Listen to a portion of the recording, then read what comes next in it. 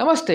Silent submarine एक शानदार Japanese drama series है जिसके अंदर जो नेवल सबमरीन के थ्रू बताया गया है कि न्यूक्लियर वेपन को लेकर क्या कुछ हुआ था कोल्ड वॉर के दौरान, न्यूक्लियर डिटरेंस, स्ट्रेटजिक रिस्ट्रेंट। और ये जापानी कॉन्टेक्स्ट में बताया है कैसे जापान के बीच में एक डिवीजन हो गया था कि भाई हमें क्या परस्यू करना चाहिए, किस तरह से परस्यू करना चाहिए। और हम ये भी जानेंगे कि भाई उस समय किस तरह से काफ़ी सारे कंट्रीज़ ने न्यूक्लियर वेपन्स प्रोक्योर करने की कोशिश की और उन्हें कैसे रोका भी गया, और आज के टाइम पे ये रेलेवेंट क्यों है और क्यों इंडिया ने एनपीटी ट्रीटी साइन नहीं की। तो आइए चलते हैं और इसको पुरानी 1 से लेकर 8 सीरीज का रिव्यू करने के बजाय हर तरह के कॉन्टेक्स्ट में देखते हैं।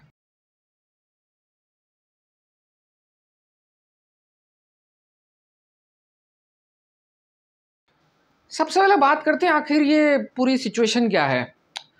देखिए यहाँ पे क्या होता है कि 70-80 के दशक में जापान की सरकार यूएस की गवर्नमेंट के साथ एक पैक्ट साइन करती है कि जिसके अंदर सीक्रेटली वो जो लेटेस्ट अमेरिकन न्यूक्लियर सबमरीन होती है उसे खरीद लेते हैं। और ये चुपचाप हो रहा है तो वो क्या करते हैं कि एक एक्सीडेंट क्रिएट करते हैं जिसमें जो जापान की डीजल सबमरीन है, इसका कैप्टन शीरो कायदा होता है जो कि मेन कैरेक्टर है इस सीरीज़ का। वो उस डीजल सबमरीन में होता है, वो टकराती है अमेरिकन सबमरीन से और नष्ट हो जाती है। ऐसा एक ऑफिशियल वर्जन होता है। लेकिन जो उसी शेरो कायदा का जो बैचमेट होता है दूसरी डीजल सबमरीन में, फुकुमाची, कमांडर फुकुमाची, वो इस बात को नहीं मानता है। खैर इस बात से फ़र्क नहीं पड़ता। लेकिन फिर क्या होता है कि जो ये जो पहली सबमरीन जो नष्ट हो चुकी है ऑफिशियल वर्जन्स में, उसके ऑफिसर्स वगैरह एक सीक्रेट अमेरिकन बेस पे मिलते हैं और वहाँ पे जो लेटेस्ट अमेरिकन न्यूक्लियर सबमरीन है वो जापानीज़ गवर्नमेंट को हैंड ओवर की जाती है। और ये जो पूरा डीजल सबमरीन का क्रू है जो कि ट्रेन कर रहा है चुपचाप, उसे ये हैंड ओवर कर दी जाती है। तो एक तरह से हैंड ओवर होगी।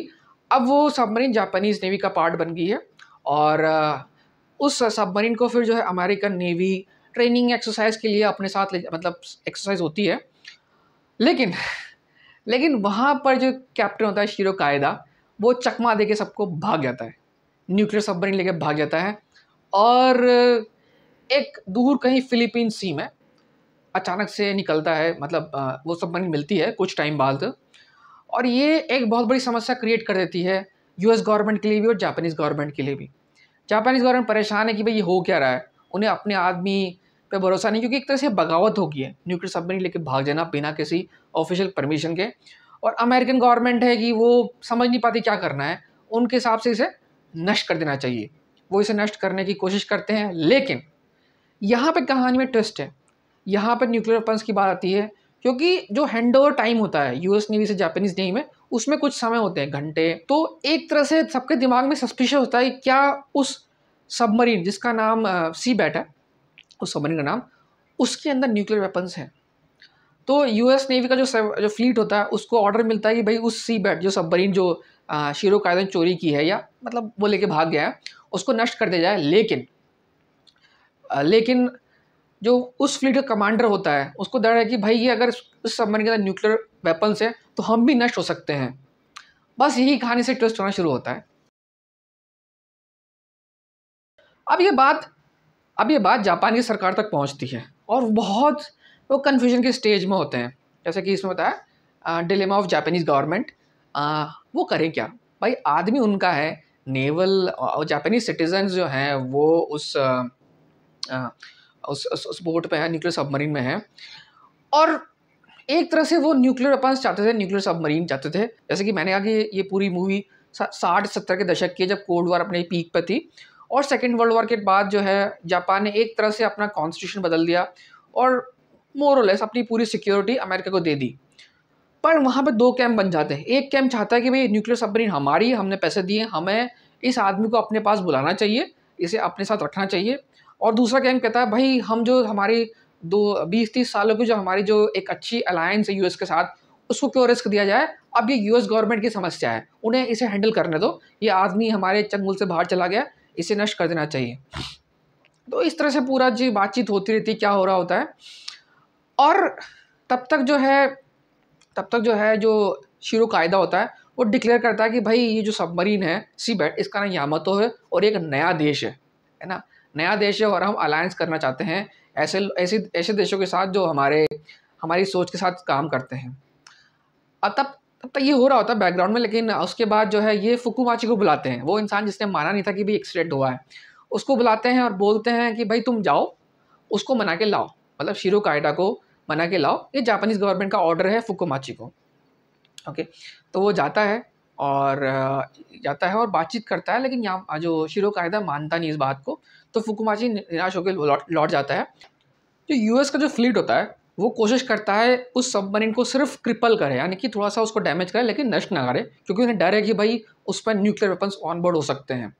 और इस आपाधापी में जो है ये न्यूक्लियर सबमरीन यामातो जिसका नाम है और शिरो कायडा कैप्टन वो गायब हो जाता है। फुकुमाची को लग जाता है कि वो इंसान कहाँ जा रहा है, उसके हिसाब से जापान की तरफ जा रहा है, तो वो उसका पीछा करता है।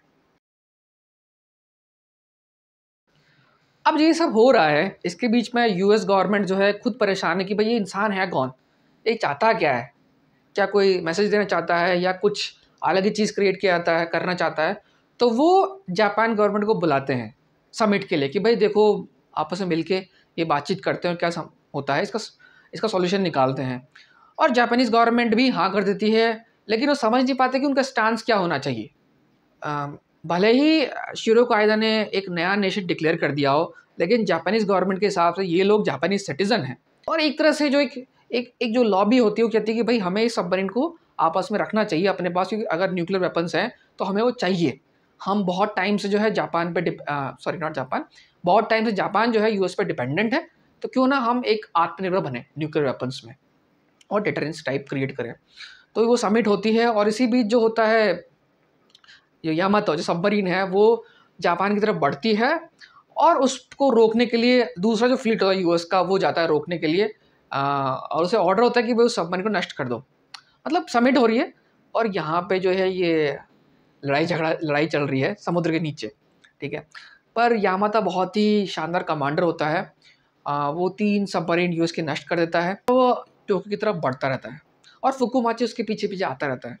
बहुत माथापच्ची वाली चीज़ होती है। यूएस वाले अक्यूज़ करते हैं जापान को कि भाई तुम अलाइज़ हो, हमारे अगेंस्ट कुछ कर रहे हो, ये तुम्हारा आदमी लेके भाग गया है। जापान वाले कहते हैं हमें भी पता नहीं है क्या हो रहा है, लेकिन हम चाहते हैं कि वो सबमरीन सेफ़ रहे, है ना, उसे हमें सेफ्टी देनी चाहिए क्योंकि उसके पास न्यूक्लियर वेपन है।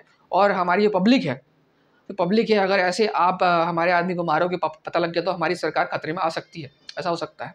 अंत में क्या होता है कि जापानी सरकार को यामातो शिरो कायदा संदेश भेजता है कि भाई मैं आपसे बात करना चाहता हूँ, मैं जापान की तरफ बढ़ रहा हूँ, आपसे बात करना चाहता हूँ, और मेरा जो देश है यामातो वो जापान के साथ अलायंस करना चाहता है, तो उसे चाहिए परमिशन टोक्यो आके जापान की सरकार से बात करने के लिए। अब यहाँ पे जो एक इंटरेस्टिंग टर्म आती है वो है नॉन एग्रेसिव डिफेंस, ठीक है। जापानी सेल्फ डिफेंस फोर्सेस का वर्ल्ड वॉर 2 के बाद नॉन एग्रेसिव डिफेंस, उसका मतलब ये होता है कि हम वेपन्स रख सकते हैं डिफेंस में, लेकिन हम ऑफेंस में यूज़ नहीं कर सकते। मतलब कि अगर कोई हम पे हमला करे तो हम उससे बचाव कर सकते हैं, लेकिन हम आगे हमला नहीं करेंगे, जैसा मुझे समझ में आया, ये टेक्निकल वर्ड है। तो इसका यहाँ पे क्या होता है कि जब यामातो कहता है जापान सरकार से कि हम आपसे मिलना चाहते हैं, जापान सरकार कहती है ठीक है आओ मिलके, लेकिन जो यूएस गवर्नमेंट का फ्लीट है, नेवी फ्लीट, वो यामातो सबमरीन और शिरो कायदा को डिस्ट्रॉय करना चाहता है, नष्ट करना चाहता है। तो जापानीज़ गवर्नमेंट ना चाहते हुए भी अपनी जो नेवी है, सेल्फ डिफेंस फोर्स, उसको भेजती है उस यामातो सबमरीन को प्रोटेक्ट करने के लिए कि भाई तुम जो है ढाल बनो और जो सबमरीन आ रही है उसको यूएस नेवी से बचाओ। अब यामातो सबमरीन को टोक्यो तक लेके आओ और यूएस नेवी से बचाओ।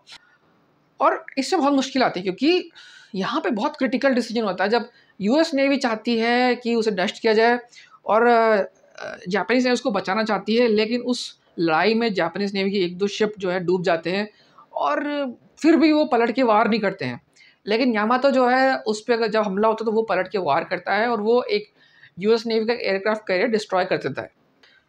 इसी झगड़े के बीच जो होते हैं जापानीज़ की सरकार अमेरिका से रिक्वेस्ट करती है कि भाई उसे आने तो दो, एक बार उससे पूछो कि वो चाहता क्या है, उस इंसान के पास क्या है, क्या एजेंडा है, क्या कुछ नहीं है। तो जापान गवर्नमेंट के रिक्वेस्ट को यूएस गवर्नमेंट मान लेती है और कहते हैं ठीक है भाई बातचीत करो। उसके बाद ये पूरी सिचुएशन बदलती है, लेकिन यूएस नेवी जो है एक टोक्यो बे है उसके बाहर ही खड़ी रहती है और यामातो सबमरीन को अंदर आने दिया जाता है जो Japanese self defence forces navy है उसके साथ। ये प्रोटेक्ट करने के लिए। और यामातो जो है वो आ जाता है और उससे फिर जो है जापान के जो प्राइम मिनिस्टर है वहाँ तक उसे मिलने जाता है। हम बात करेंगे बहुत ही इंपॉर्टेंट पॉइंट, जो सीक्रेसी ऑफ एवरीथिंग। क्या हो रहा है, इतना कुछ कांड हो रहा है वह दुनिया, जापान की नेवी में, यूएस जापान में टॉक हो रही है और पब्लिक, जापान की पब्लिक को कुछ नहीं पता क्या रहा है। अभी तक कुछ पता नहीं था। उनको ये बताया कि भाई डीजल सबमरीन थी एक, उसका एक्सीडेंट हो गया टकरा के, और उसके जो सेलर्स थे, वो जो नेवी के लोग थे जापान नेवी के, वो मर चुके हैं, उनको अवार्ड मेडल मिल जाता है। और उन्हें पता ही नहीं कि भाई ये सब एक्सीडेंट था।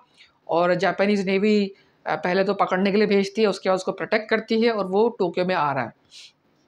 तब वो टोक्यो में आता है तो उसके बाद ये न्यूज़ ब्रेक होती है कि भाई यामातो नाम की सबमरीन है, न्यूक्लियर सबमरीन है, ये पूरी कहानी वगैरह है। और तब पब्लिक का इंटरेस्ट जागता है और जापान के सारे जर्नलिस्ट वगैरह आते हैं, और वहाँ पे बात होती है।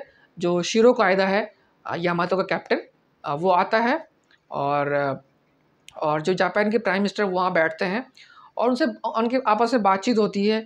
और जापानीज़ गवर्नमेंट यामातो एक नया नेशन ट्रीट करती है। यूएस गवर्नमेंट के हिसाब से वो एक रोग फैक्शन है, मतलब एक तरह से टेररिस्ट है ना, तो वो तो उसे नष्ट करना चाहते हैं। पर वो बातचीत करते हैं और घूम फिर के बात ऐसी आती है कि भाई यामातो कैप्टन शिरो कायदा कहता है कि भाई मैं यूएन सिक्योरिटी काउंसिल में आना चाहता हूँ न्यूयॉर्क, और अपना एजेंडा प्रेजेंट करना चाहते हूँ पीसफुल वर्ल्ड के लिए, ये उसको कहता है। और इस पे बात ख़त्म होती है। और यहाँ पर जो है यामातो जो है रिफ्यूल हो रही है, ठीक है। और वो काफ़ी टोक्यो बे है, टोक्यो बे एक जगह है उसके अंदर है, मतलब ओपन सी में नहीं है। और वहाँ पे सी में, ओपन सी में जो है आपकी यूएस नेवी उसका वेट कर रही है। तो यूएस गवर्नमेंट ने ऑलरेडी ऑर्डर दे रखा है कि भाई जैसे ही यामातो बाहर निकले उसे नष्ट कर दो। भले ही पब्लिकली उनके प्रेसिडेंट बोल रहे हैं कि भाई हम राज़ी हैं यामातो के कैप्टन शिरो कायदा को यूएन आने के लिए न्यूयॉर्क सबमरीन के अंदर। अब यहाँ पे जो ट्विस्ट आता है, तो मेन इंपॉर्टेंस बात आती है ये कि जो जर्नलिस्ट जिस इस बात को फॉलो करती है, एक ही जर्नलिस्ट इस बात को फॉलो कर रही है, वो शिरो कायदा से जाते जाते पूछती है कि भाई आपकी सबमरीन में न्यूक्लियर वेपन्स हैं क्या। अभी तक बहुत लोगों को लग रहा है ये ब्लफ होता है, यूएस गवर्नमेंट को लग रहा है ब्लफ है, कुछ को लगता है ये सही है, किसी को पता नहीं असलियत क्या है। सही बात तो ये किसी को पता नहीं होता है। वो बोलता है हाँ मेरे पास न्यूक्लियर वेपन्स हैं। तो यूएस गवर्नमेंट अब बोलती है कि भाई देखो न्यूक्लियर वेपन्स होंगे, विस्फोट भी होगा तो टोक्यो बे में होगा, टोक्यो के बाहर, हमारे को उससे कोई नुकसान नहीं होगा, तो उसे नष्ट कर दो जैसे भी करना है। और जो सबमरीन है वो वहाँ से निकलती है, और जो फुकुमाची है उसकी जो डीजल सबमरीन होती है, उसको टास्क मिलती है कि भाई तुम इसको बचाओ शिरो कायदा को। तो वो पूरी कोशिश करता है, आपस में लड़ाई, उनमें वॉर होती है ना, अमेरिकन नेवी वर्सेस यामातो फुकुमाची की सबमरीन और जो जापानी सेल्फ डिफेंस फोर्सेस में टोक्यो बे के अंदर हो रहा होता है।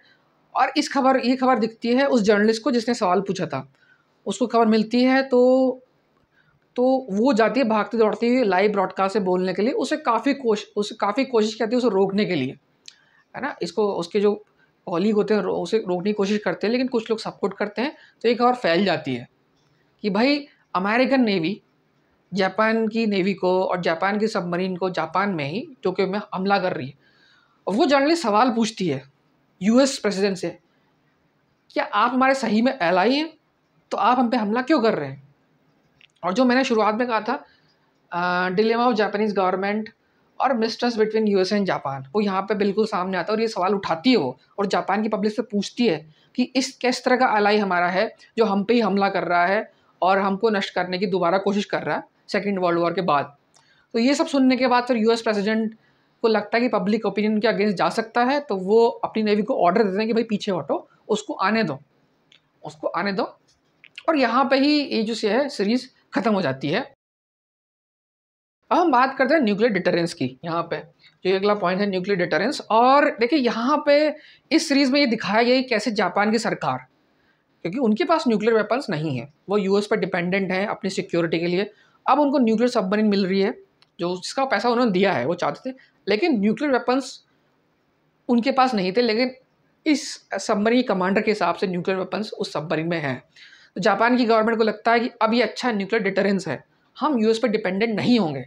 और ये बहुत ही एग्जाम्पल है, जब कोल्ड वॉर थी तो काफ़ी सारे कंट्रीज़ ने उस दौरान न्यूक्लियर वेपन्स एक्वायर करने की कोशिश की, लीबिया हो गया, इराक हो गया, और नॉर्थ कोरिया, पाकिस्तान, इंडिया के भी न्यूक्लियर वेपन्स उस टाइम पे है, चीन का भी डेवलप हुआ और काफ़ी सारे न्यूक्लियर वेपन्स डेवलप किए, क्योंकि जो डिटरेंस है, जैसे मैंने बताया कि यूएस की नेवी ने उस सबमरीन को नष्ट करने की कोशिश नहीं की, क्योंकि उन्हें लगता था कि भाई इस पर न्यूक्लियर वेपन्स है तो हम भी नष्ट हो जाएंगे। तो ये एक बहुत बड़ा फैक्टर है कि अगर कोई छोटा देश है, उसे डर लगता है किसी बड़े देश से, अगर उसकी उस छोटे देश की मेंटालिटी से देखी जाए तो अगर उसके छोटे देश का न्यूक्लियर वेपन है तो बाकी लोग उसे डरेंगे। और यहाँ पे कोशिश की गई, जिन कंट्रीज़ ने न्यूक्लियर वेपन्स डेवलप करने की कोशिश की गई किसी भी के थ्रू, उसे नहीं करने देगा। तो इराक एक ऐसा एग्जाम्पल है जहाँ पे वो न्यूक्लियर वेपन्स या न्यूक्लियर पावर प्लांट शुरू करने की कोशिश कर रहे थे, तो इजराइल को पता लग गया, तो उन्होंने इसे एक एयर रेड में नष्ट कर दिया। और जहाँ तक मुझे नॉलेज है, सीरिया के साथ भी ऐसा ही हुआ। सीरिया वाले भी न्यूक्लियर पावर प्लांट डेवलप करना चाहते थे। स्टार्टिंग में न्यूक्लियर पावर प्लांट के थ्रू आप फिर फ्यूचर में जाके आप न्यूक्लियर बॉम्ब भी बना सकते हो, जो प्रोसेस है। तो इजराइल ने उसको भी नष्ट कर दिया गया। और ऐसे ही कुछ कंट्रीज़ ने कोशिश की जिनको लेकिन उनके भी बड़ी जो सुपर पावर्स थी उन्होंने ऐसा होने नहीं दिया गया। और इसके बाद आई NPT, नॉन प्रोलिफरेशन ट्रीटी। उसका क्या था कि भाई जो न्यूक्लियर वेपन्स हैं न्यूक्लियर पावर के पास ही रहेंगे, 5 न्यूक्लियर पावर्स जो UN सिक्योरिटी काउंसिल के परमानेंट मेंबर हैं, और बाकी कंट्रीज़ जो हैं उन पर कह देंगे भाई हम आप पे भरोसा करते हैं, हम न्यूक्लियर वेपन्स एक्वायर नहीं करेंगे, आप ही रखो। तो भारत ने ट्रीटी साइन नहीं की, और बिल्कुल सही बात है, क्योंकि ये बिल्कुल डिस्क्रिमिनेटरी ट्रीटी है। ये ट्रीटी जो बिल्कुल है डिस्क्रिमिनेशन है कि भाई क्यों 5 ही मेंबर्स के पास न्यूक्लियर वेपन्स है, उनके फेवर में क्यों है, हम क्यों नहीं रख सकते और उनके पास ही क्यों हो। न्यूक्लियर वेपन्स रिस्क है तो सबके लिए हैं, आपके पास क्या गारंटी कि आप इसका मिसयूज़ नहीं करोगे। तो इस वीडियो का आखिरी पॉइंट जो है, इसका 21वीं सेंचुरी में क्या इंपॉर्टेंस है, इसमें भारत कहाँ फिट होता है। तो देखिए, इसमें जो मेन था वो जापानीज़ गवर्नमेंट का डिलेमा कि न्यूक्लियर वेपन्स रखने चाहिए कि नहीं रखने चाहिए, और जो हमारी जो पार्टनरशिप है यूएस के साथ उस पर क्या इम्पैक्ट होता है, और उसके बाद जो न्यूक्लियर डेटरेंस है वो जो आ रही है इस न्यूक्लियर सबमरीन के थ्रू, तो हम कैसे उसको रखेंगे क्या नहीं रखेंगे। तो लार्जर जियोपॉलिटिकल कॉन्टेक्स्ट में न्यूक्लियर डिटरेंस आजकल बहुत इंपॉर्टेंट हो गया है। अगर आप नॉर्थ कोरिया की बात करें तो उनके पास न्यूक्लियर वेपन्स अभी हैं, और साउथ कोरिया जो है अपनी सिक्योरिटी यूएस के भरोसे है, तो उनको हमेशा डर रहता है कि भाई अगर यूएस वाले ने हमको प्रोटेक्ट करने नहीं आए तो हम क्या करेंगे। तो साउथ कोरिया में डिमांड हो रही है कि हमें भी न्यूक्लियर वेपन्स डेवलप करने चाहिए एज ए डिटरेंस, क्योंकि नॉर्थ कोरिया के पास है। ठीक है, जापानी डिमांड हो रही है क्यों ना हम भी डेवलप करें, हम क्या डिपेंड रहेगी यूएस की गवर्नमेंट के ऊपर, हमें भी होने चाहिए ताकि हम चीन और रूस के और नॉर्थ कोरिया जो उनके नेबरहुड है उससे अगेंस्ट रहें। पाकिस्तान ने जो है प्रिसाइजली न्यूक्लियर वेपन जो डेवलप किए हैं इंडिया के अगेंस्ट, ठीक है, उन्हें लगता है कि भाई हम जो कन्वेंशनल वॉरफेयर में तो इंडिया से जीत नहीं सकते, तो क्यों ना हम ये डिटरेंस रखें कि इंडिया वाले सोचे भी ना हम पे करने के लिए। और ईरान की बात कर रहे हैं, ईरान में भी इस बात से चल रही है कि ये पता नहीं चल पाया कि उनका है कि नहीं, लेकिन कहते हैं कि शायद डेवलप कर लिए हैं उन्हें। तो उनका भी एक यही फंडा है कि भाई हमारे पास है वेपन्स तो हम कंट्रोल रख सकते हैं, यूएस वाले हम पे हमला नहीं कर पाएंगे या कोई बड़ी ताकत हम पे अटैक नहीं कर पाएंगे, क्योंकि हम भी उसका जवाब दे सकते हैं फिर, है ना। तो इस तरह से जो है 21st सेंचुरी में ये रेलेवेंस बढ़ता जा रहा है। काफ़ी सारे और भी कंट्रीज पर सोच रहे हैं कि क्यों ना हम भी डेवलप करें न्यूक्लियर वेपन्स।